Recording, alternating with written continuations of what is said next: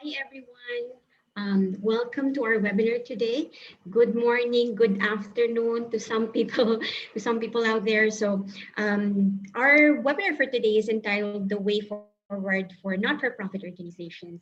So, my name is Mariel Bertuman. I'm actually the Senior Manager for Social Impact Handling Suite Donation, and I'm really so excited to welcome everyone today. So we are actually joined by three different organizations, three not-for-profit organizations, and they would be sharing to us their journey of how they become successful in terms of using a technology like NetSuite, how they were able to really transform their back-end operations to further their mission. But of course, before that, I'd like to just really give you some high-level overview of our program, Social Impact. So if you move to the next slide, please. So the program actually started way back in 2007. Wherein our founder, NetSuite founder, Evan Goldberg, actually was part of the PTA. So PTA stands for Parent Teacher Association, right? So he was part of that organization, of that association. And then he found out that the PTA doesn't have a way to manage their cash flow, their projects, right? And so that was the time that he thought of donating NetSuite to the PTA. And that was also the birth of our program, because he thought of, if I can donate NetSuite to the PTA, why not go ahead and donate it to nonprofits and social enterprises out there as well? So ever since 2007 up to date, we're now able to support more than 2,000 organizations out there through this pillar that we have here, the Sweet Donation pillar.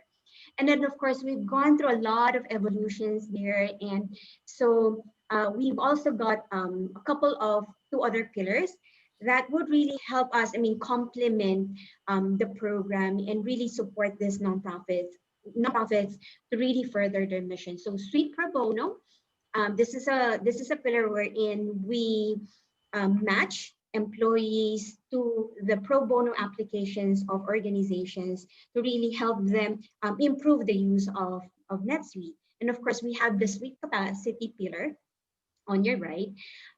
This is a pillar wherein we provide training, workshops to nonprofits and again in social enterprises to really expand their use of the software. So really, that's the commitment that we have to give back to society, really supporting nonprofits and social enterprises globally. So without further ado, I'd like to introduce our moderator for today. Her name is Vanina Bell Madella. She's French. You might not notice it, but she's been with the company for 10 years already. She's currently the Senior Sales Director of Strategy at Oracle NetSuite, handling JPAC. And she's really a true supporter of the program and has been, she liked to call herself as the ambassador for social impact in the region, right? So let me go ahead and turn you over now to Vanina. Go ahead, Vanina. Good afternoon and good morning for some people on the call. First of all, thank you for our customers joining us. We've got an absolutely great crew of customer and also organization. We've obviously got the New Zealand team of the Olympic Committee, the New Zealand Olympic Committee team. So we've got Sharon and Jean-Philippe who are joining us. We also have Teach for Australia with Angela, who will be talking to us about her experience, and the Sunflower Foundation with Linda, who is joining us all the way from Tanzania. So very early for her in the morning. So I'm going to start really asking some question to Teach for Australia. I'm very interested to know, Angela, in the current situation we are now in with basically the extraordinary times we've gone through, how has Teach for Australia managed to transition during this time? How have you been able to transition really? Yes, thank you, Vanina. For sure, COVID has had a huge impact on Teach for Australia and the education sector more broadly. and especially in our staff here in Melbourne and our teachers in Victoria. Of course, all of our staff have been working from home in all states and territories at times, and especially in Melbourne. And we've made significant changes to our program and to our delivery, in that our annual recruitment cycle has transitioned fully online. We normally do quite an extensive full-day assessment center. And that's now all done virtually with different breakout groups, and it's quite a logistical challenge. And all of our training programs have also pivoted virtually. All our teacher support and the coaching, which traditionally has been done face-to-face, and has changed quite dramatically in terms of the kind of support that our teachers need, has been, a significant pivot, and we've really all had to learn, adapt and respond really, really quickly. It's been unprecedented for sure, and required huge agility and innovation, but we're all tired, but looking back at it all, I think we've made it through quite successfully, and looking forward to bringing in the new cohort for November. Thank you, Angela. That's I can just imagine how tough it has been to do this so fast.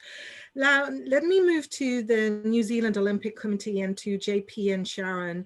I have a question around the fact that obviously the Olympic Games have been postponed, and it must have been a huge shift for you as well. How have you done it? How have you managed to get through this change, which was pretty fundamental?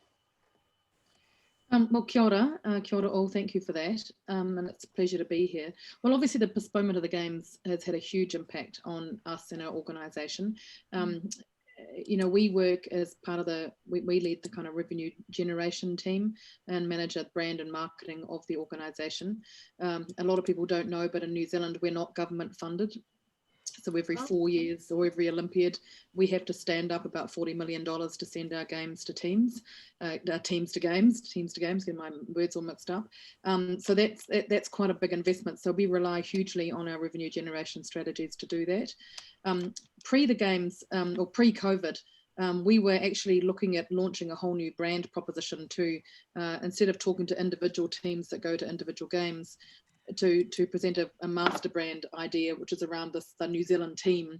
So it's the New Zealand team to the Olympic Games, the New Zealand team to the Commonwealth Games, the New Zealand team to the Pacific Games, etc. And we were all ready to go with that.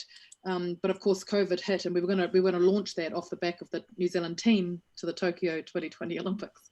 So when and in support of that as well, obviously a major new merchandise offering and a major new kind of New Zealand team shop, which was a key part of our revenue generation strategy through 2020. Obviously the postponement of the Games meant we had to frantically force majeure all of our commercial agreements, extend the same benefits for another year with no additional revenue to be received. Effectively had to extend those rights through to next year, and then sit back and quickly rethink how we were going to roll out that brand proposition. So in effect, what we decided to do was to lead with it, and in fact use our entire merchandise and New Zealand team shop as one of the key platforms to bring it to life. So while the team may not be going to the Games, you can still support the team by buying some of their kit. You know, wearing the brand with pride, and being part of our program. We had planned initially to launch the Tokyo range, which was a bit tricky, and then to go to an always-on fan range. So we quickly had to change our plans and decided to lead with our always-on kind of support the New Zealand team range of product and the like, which worked really, really well. And so NetSuite became a really key part of how to do that really, really quickly. And we were extraordinarily delighted actually to have that mechanism. I'll get JP to talk to how we used NetSuite. Maybe JP wants to explain that. Hello. JP, somebody else. Hello? Jean-Philippe, you there? Jean-Philippe, are you there? Yep, sorry, small delay. Kia and thank you for doing this. I'm really happy to be here. So just to explain a little bit more in detail what Sharon said is we had of course architected this whole thing prior COVID with the provisioning team in NetSuite, and we were almost ready to go live when we started to have production delays and then COVID hit us, like Sharon explained, quite badly. Now we were sort of grateful that actually we had managed to build in some flexibility in the processes that we decided to use. And one of the processes I can talk about at this stage is how we're using the kit item function to create a customization scenario. And because it is very difficult, and especially in these COVID times, to decide how many items we're going to be able to sell, how many we're going to produce of particular design, and considering we had to completely redesign the range, we sort of hijacked the kit item function to sell a blank T-shirt plus a design. We built a whole range of workflows and processes to be able to, in the warehouse, have automatic purchase orders generated to the printer, putting aside the actual T-shirt that we had orders for, ready to put like in some sort of queue that we would manage for a whole week. We would accumulate all the orders, and at the end of the week, pack it all, send it to the printers, get it printed, receipt it back in, and dispatched to the customers who have ordered. So you can imagine a bit of a back-end nightmare there, but actually with NetSuite it was really flexible to implement, and we're really grateful to have that feature, because as we were planning to use it only on a few items, with COVID we ended up using it on more than 350 SKUs. So that was really a blessing in a way, because we de-risked the whole process of not having to stock particular items of particular design too much in advance, and then find ourselves that we had to expense them out because they were not what the public wanted. Thank you, JP. That's really great to hear, to see you could use the technology that way. Let me move on now to Linda and the Sunflower Foundation. Linda, obviously, I can imagine the international programming has been really affected, but how have you managed to adapt all the way in Tanzania? Thanks, Vanina. Absolutely. I think many of the grassroots organizations that we partner with have been, significantly affected by the pandemic, and just like the positive effects of educating a girl ripples through the families and the communities, unfortunately, there's a ripple effect of the pandemic as well. I think, just to give an example, in Kenya, one of the schools that we work with have been closed since March 2020 and isn't expected to resume until January next year.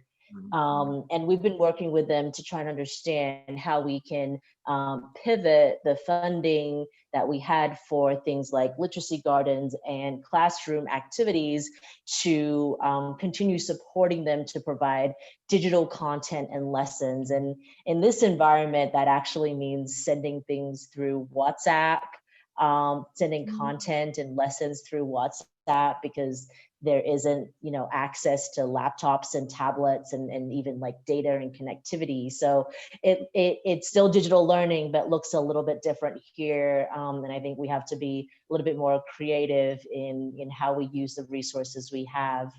I think the other big thing, as I mentioned about the ripple effect, is that the girls and the families have really been adversely affected. Many of the parents work in the casual workforce, and restrictions on movements and closures of businesses and tourism in particular have meant that they're really no longer able to support their families.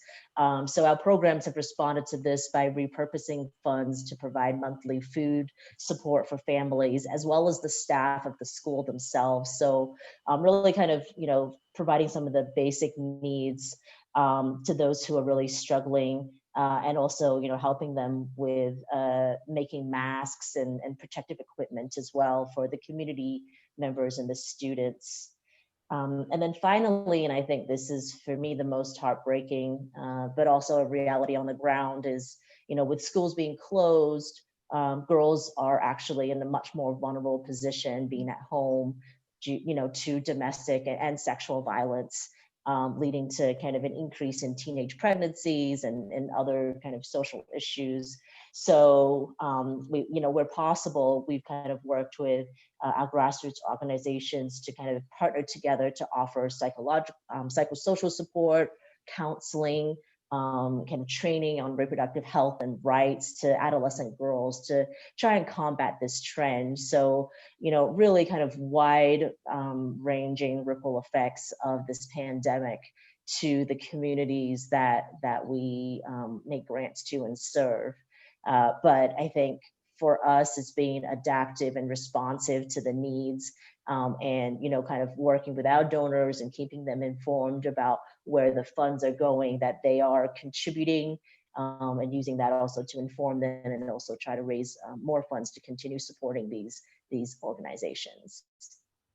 Wow, amazing work, Linda. I mean, I'll move on back to Teachable Australia, because I really want to ask Angela around her implementation of NetSuite, and how her partner Annexa basically helped you change your program when you were re-looking at those changes, and how were you able to pivot that way? I'd be very interested to hear about that, Angela. Yeah, sure, Vanina.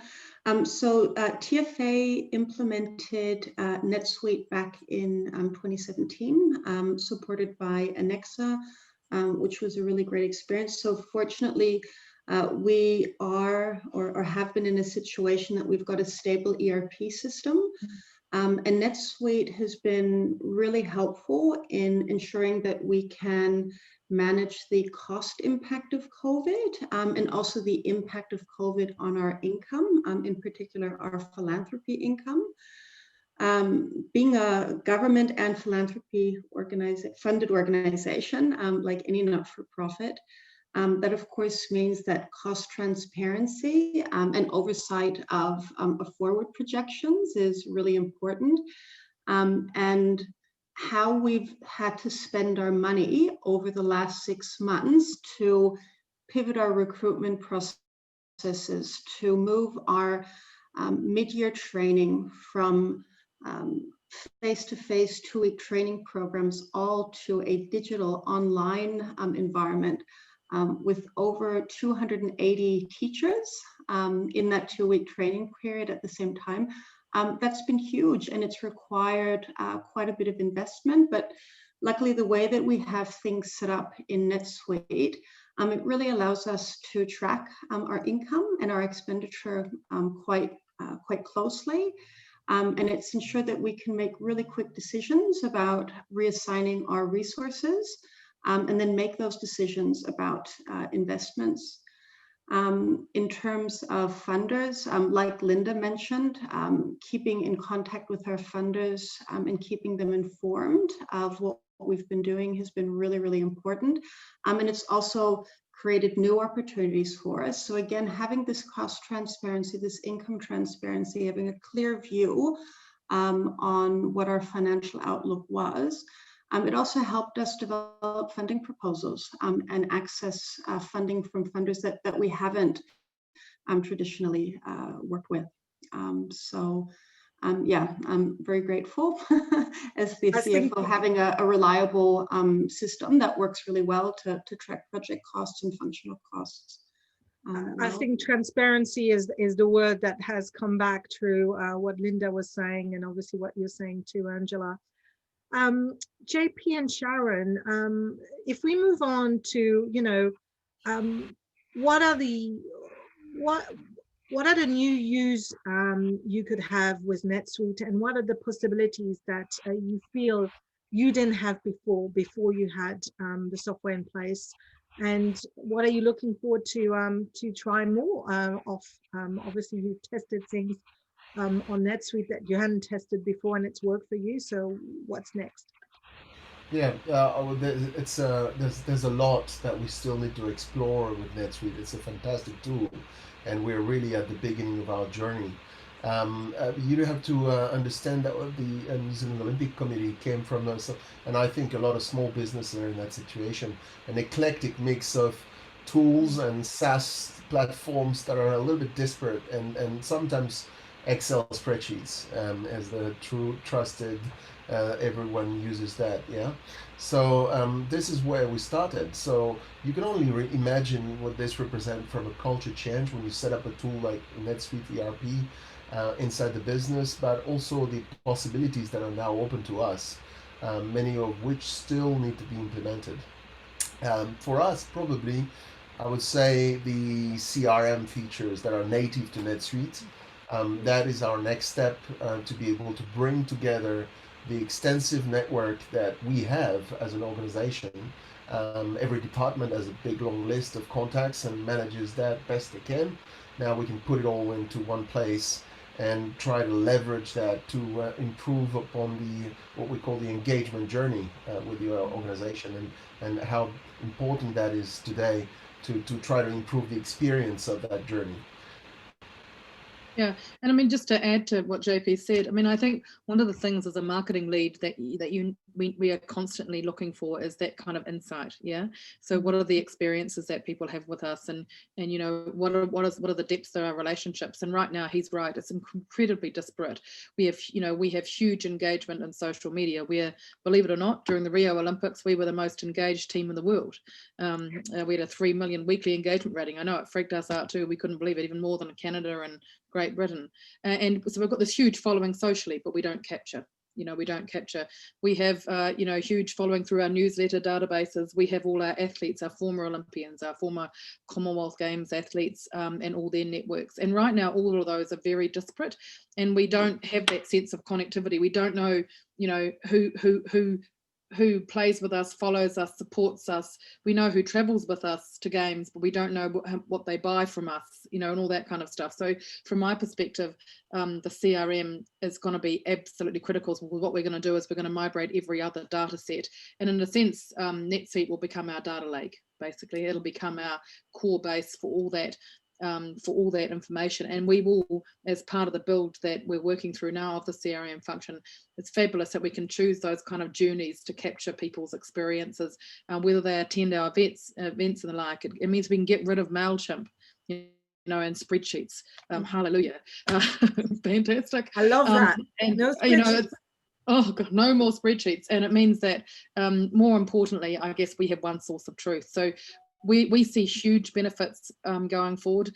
Also, frankly, it'll be our core sales tool that we use when we're pitching to all our partners. We have an extensive philanthropy program where we're just standing up a new foundation. So again, it will become integral in terms of those really special relationships and one-on-one management as well. So we're at the beginning of the journey with NetSuite, but we're really, really excited about what opportunities it presents us to bring a lot of stuff together, develop more insight, and actually, frankly, grow our revenue base, which is our kaupapa, which is our brief in our team, so we can make sure that our athletes can continue to, excel and achieve at the games themselves.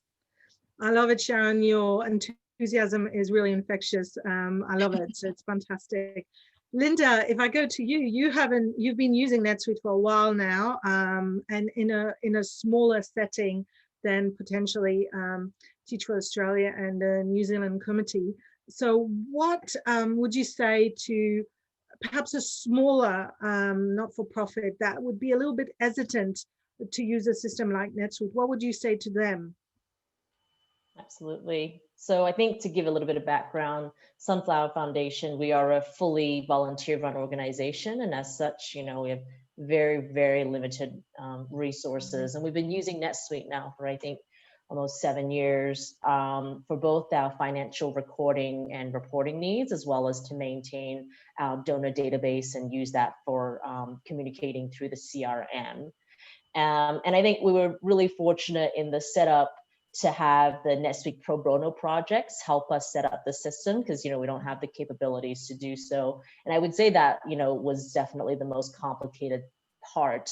But once it's set up, the system really has helped us to operate, much more efficiently and digitally. And that is, important right now during COVID, but also for our team now. A few of us are in Tanzania and Melbourne and Sydney. It really helps us to, have the same source of information, I think, as Sharon and JP mentioned as well as efficiently execute kind of, the activities such as targeted mailing campaigns and financial reporting. I think for small organizations as well, as you think about sustainability and scalability of your operations, I think a tool like NetSuite is really helpful. For us, about a year ago, we really transitioned from the previous president and founders to myself and my husband. And I think that transition process was as seamless as it was because all the records were kept, in the cloud. And all we needed to do was set up a new user, and all the kind of organizational knowledge about how many donors we have, who are active, how much they usually donate, and understanding the profile of our donor base and also how to interact with them. That was able to be transitioned, quite easily through the tool, and it was readily available to us without having to, make sure we had the latest version of Excel. And I laugh because I think, I work with Excel quite a bit in my other organizations. So, it's not always, the best tool to use. So I think the great advantage for small organizations is kind of, that sustainability of operations. So you don't have a single point of failure, you don't have kind of like this mismatch in data, and the scalability of the operations as well. So, it's easy enough to try and keep track of 100 donors in an Excel spreadsheet and send them individual emails, but what happens when it's 1,000 or 10,000? So, this really sets you up, I think, for kind of that growth trajectory. Yeah, I can just imagine that. Again, no more spreadsheet. How beautiful is that? Angela, if I go back to Teach for Australia, with the pandemic and all the changes, how has it affected your funders and the group that supports you? So I guess we're lucky, I suppose, in that sense, because Teach for Australia works with low socioeconomic schools. Wow. And there's been a fair bit of research done in Australia and also globally to show that the impact of COVID has hit disadvantaged students in low socioeconomic schools much more greater than the average school, because even in a rich country like Australia, not every student has access to a laptop or to an iPad or to the internet. So given that our work is so purpose focused, and we work with those schools and those communities to lift the educational outcome for those students, it's been a very interesting and a much easier conversation because there's a lot more understanding of the need to fix the education gap that we have in Australia.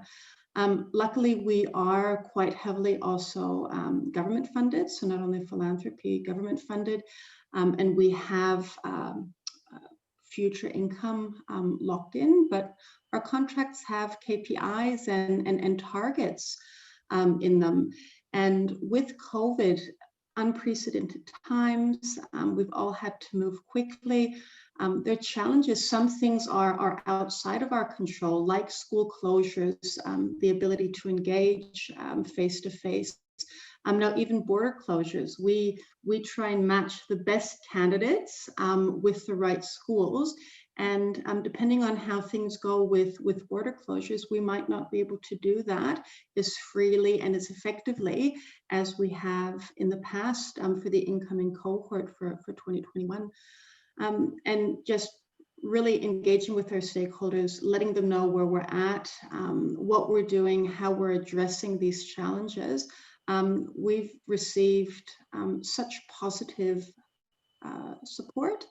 And if anything, it's strengthened the relationship that we've had with our funders, because as a society, I think there's just been a real lift in the appreciation and importance of teachers and education and the role that TFA can play in that respect.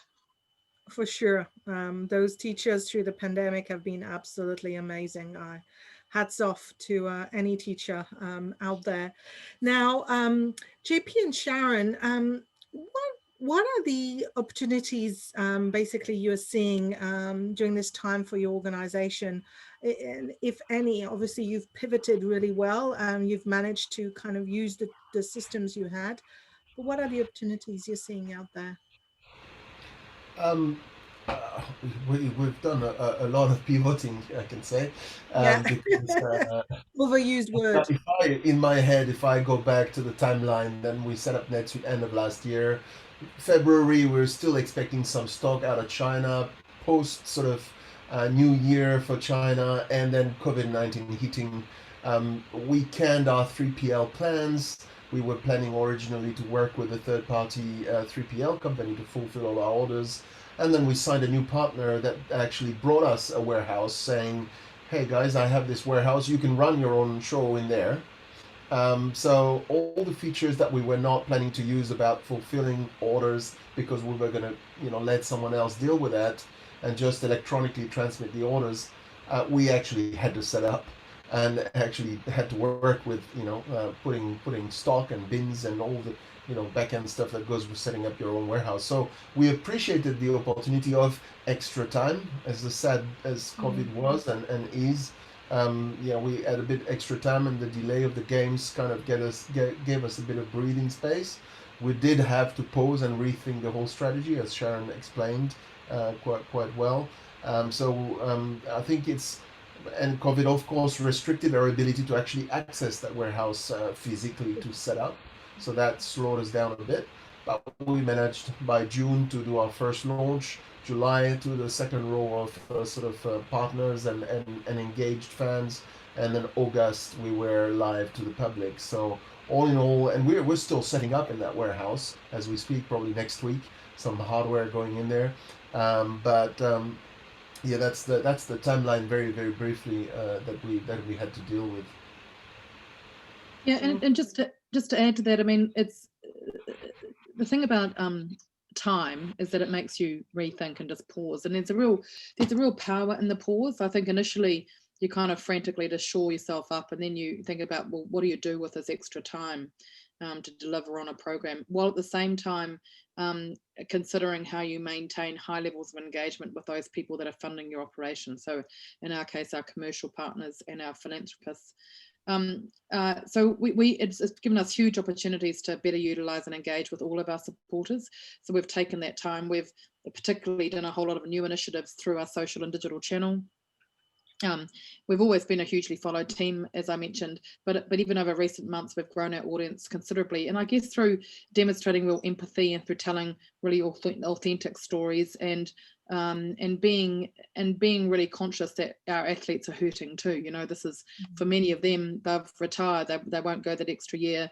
It's the end of their dream, so it's been a really stressful time for many. So we've relied a lot on engagement through our social and digital channel with our partners through the use of technology around Zoom and the like. It's been a really good time for our partners to kind of co-brand and do a whole lot of initiatives with us and get on board and buy some of this kit. And we've even launched, took the opportunity to launch a new TikTok channel, which I don't get at all. And you don't ask me what it is, and I don't want to know. But apparently it's going nuts, and we've handed it over to our athletes to play and to lead that time. So I mean, opportunity. Times like this, it's good to just stand back and pause. I think slowing down and actually realizing that you don't have to race everything out the door. There's not actually, you can actually sit back and just pause and think a little bit more. I mean, the fact that we've been able to sit back and think a lot more about our kind of customer journey the people that we play with and how we want to engage with them, how we want to use these tools that we've now got access to far more effectively. We've had far more time to bring on board the entire organisation. JP's been able to meet with all our teams, and we're just a small organisation. There's 20 people. Compared to the like organisations elsewhere, really small. So we've taken the time to consult, to engage, to think, to kind of strategize more, and then to roll things out in a really managed way, just to pause. And I think sometimes we don't get time, and I'm glad we've taken it. And I'm hoping that as a result, as we bring on board greater use of the technology we've got now, and we start rolling out our campaigns in the future, we'll have better results as a result of using this time really, really carefully. That's our hope anyway. That's great to hear, Sharon. And the word pause here is great to hear too. Linda, if I go back to you, you've explained how you've started servicing or supporting basically your community differently because of the change of need through COVID. But how are you thinking of re-engaging as we get out of COVID? What's your thoughts around that? No, that's a good question, Vanina, and it's actually really nice to hear, regardless of the organization and where you are, I think we're all taking the time to think about our strategy and take a step back and look at, whether what we were doing before is the most effective and, the most impactful way we're doing it. And so for us, we've done the same thing in terms of taking the kind of downtime to relook at our fundraising strategy and where we want to be focusing our time in the upcoming year. It's obviously been a great shift in the fundraising from event-based fundraising strategies like galas and fairs and trivia nights to more digital and online. I love the TikTok idea. I don't know how we would ever implement that, but that is hilarious. I'm going to put it to my committee and see what they can do. I also don't understand this new platform, but I'm sure some of the younger ones will.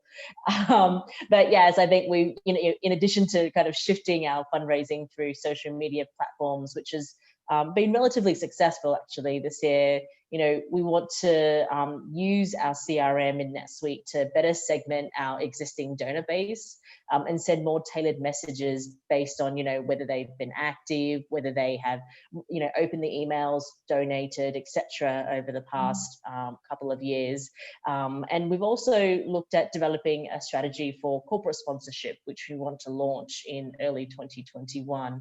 So looking at kind of, like larger grants, compared to individual grants, obviously, slightly larger grants dedicated to certain projects, and seeing if that will increase our revenues as well. So, and I think, through the process of reviewing our strategy and what we want to do going forward, we've also identified a handful of capability gaps that we have and that we need to fill to deliver on those plans. So that's been helpful as well to kind of map out the committee's skill sets and also what they kind of, interested in doing and seeing, okay, well, this is what we need and this is what we have. So let's recruit or, try to find new volunteers for certain capability gaps that we have. So we're going through that kind of recruitment process as well. Fantastic. Thank you, Linda. And I wish you all the best with this. I'm now going to open to our audience for some Q&A. So hopefully we have a few questions that are going to be directly to our panelists. I'm trying to see here if we have some questions.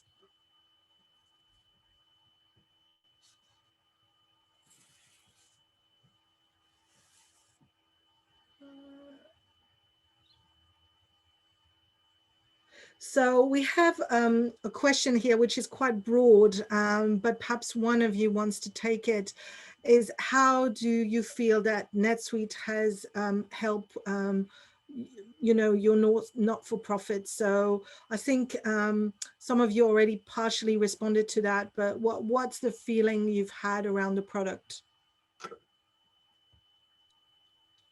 Well, I can say straight away that wearing the Olympic committee hat, I mean, we retained JP to do some due diligence and to go out there and look at all the options that we had available, and we couldn't even put NetSuite on the list until we knew about you know, the fact that you were, and it was only that JP had the conversation and your team said, but we have this program with not-for-profits that we can support you and provided that.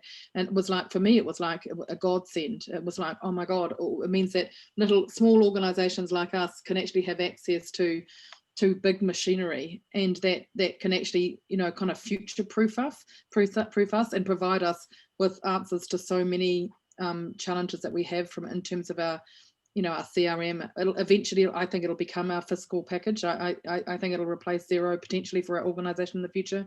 So for me, it was, and for us as a leadership team, it was an incredible opportunity to actually be able to do a better job for our organization and our member sports and the people that we serve, who are ultimately our athletes. It means that, you know, we've got better tools than we would ever have otherwise. So a godsend, to be honest, an absolute godsend. Fantastic.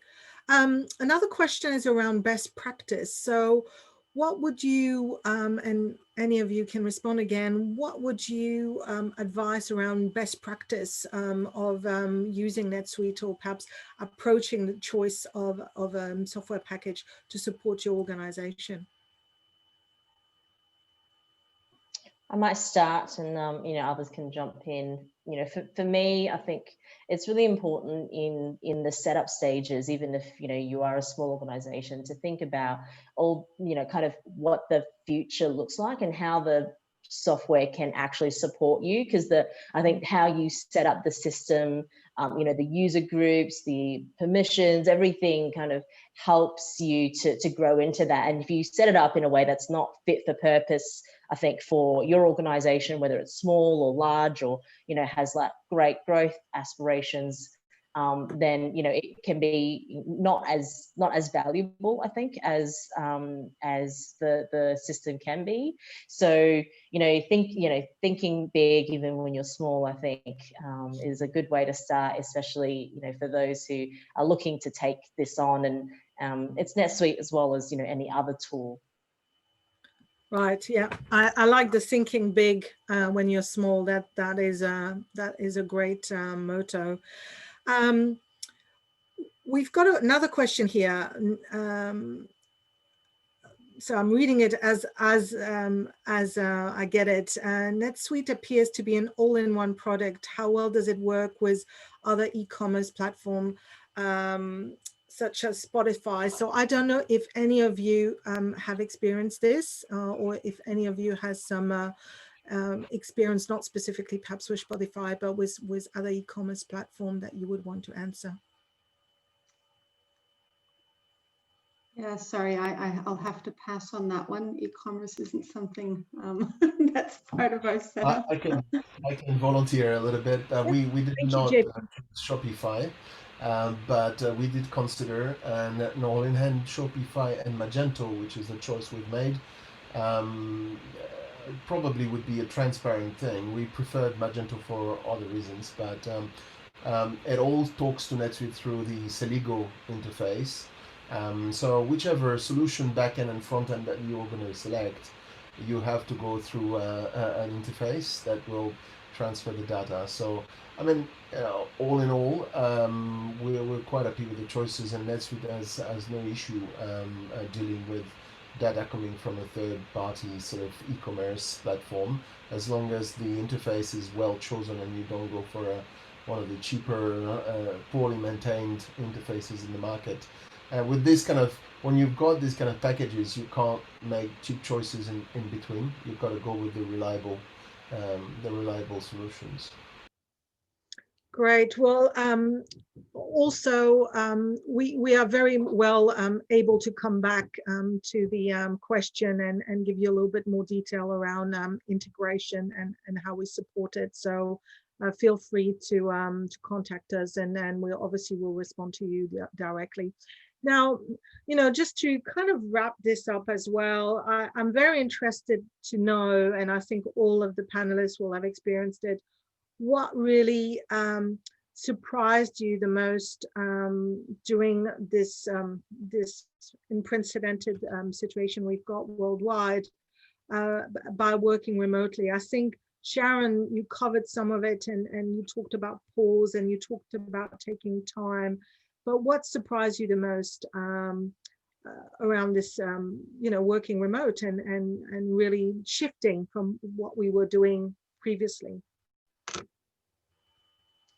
That's a really good question. I mean, I think from my perspective, what it taught us was the need to be probably far more structured in how we led our team and engaged and consulted. For Leap, leading the implementation of the program, it was probably a lot more difficult, to be honest, and so he might want to talk to that. I think that, at the end of the day, we're all, we're well set up from an IT perspective to be able to engage, but you have to work so much harder at your communication. You have to be way clearer in your briefs, and you have to have the ability to quickly learn new technologies to help you share what you're experiencing and share your documents or your experiences or your examples of things. So you need to be pretty nimble, and we had to pretty quickly get people up to speed with technology they weren't used to using, and you didn't have the ability. The irony is we didn't have the ability to print out your huge spreadsheets and check everything. I know that sounds ridiculous, but that fatigue on the eyes, and relying electronically on stuff, and I'm sure it worried the hell out of Jean-Philippe as we were setting it up. So I think that at the end of the day, it's about giving ourselves time, being a little bit patient, setting realistic deadlines, and then knowing how to cope with partner failure. So we had yes, we did choose Magento, and yes, we had Soligo and all that kind of stuff to set up, and there's really good systems and the like, but you still have to rely on people to set that infrastructure up for you. And I know that Jean-Philippe found that very taxing through the lockdown in terms of engaging with folks and getting their attention on it, with normal support systems remote as well. But we made it, and I think at the end of the day, it just means we just have to be nicer. That whole idea, our motto back here is just to be kind.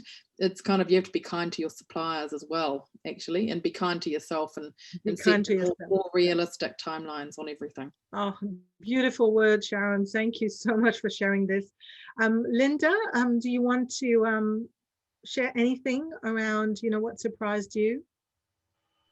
I think for us, it's just been so great how everyone has been surprisingly adaptable, I think, and flexible to the new way of working. And so I'd say, we're really embracing that change. Our committee members, our donors, and even our partners have really become, sometimes even more engaged than they were previously, because now it's quite the norm to be having a video call instead of trying to get everybody together and, to jump on a WhatsApp call or Facebook call. So I think that's actually, really helps with the connection and increased efficiency and productivity in some cases. And we're definitely going to be using that kind of going forward and making sure that we connect in those ways. That's fantastic. What about you, Angela? Anything you want to add? Yeah, look, for us, really, really similar. We're a very much a relationship and partnership focused organization, and face-to-face engagement was always huge. We were lucky being a national organization, like we were used to working virtually. Everything for us is based in the cloud. We hardly use our printers. So from an internal perspective, it was fine, but there's always been great reluctance to give up that face-to-face interaction. Yeah. And I think while virtual will never completely replace it, but we've now learned that we can actually be successful and be impactful connecting virtually with our partners, with schools, with the teachers that we support. And this will now really leverage and enable us to redirect some of our funds going forward, because we've spent a lot of time traveling across the country, a lot of time on travel expenditure. So it's really helpful for people to have seen, you haven't been forced to go through it, that you can do things differently. And yeah, so for us, that was a bit of an eye-opener across the organization, and certainly we're going to hold on to that within reason, and make that part of our business practices going forward. Fantastic. Yeah, I agree. I think it's changing a lot of the behavior we've had. Well, we don't have any more questions from our attendees. So I'm first of all going to thank all our panelists. I really appreciated the conversation. They were really interesting. A lot of learning from what you've been going through and how you've used technology, and not only NetSuite, all the other technology. And TikTok is going to have to be the one that stands in my mind. So thank you again, and have a good end of your day or beginning of your day for Linda. And goodbye, everybody. Thank Thanks, you very everyone. much. Goodbye.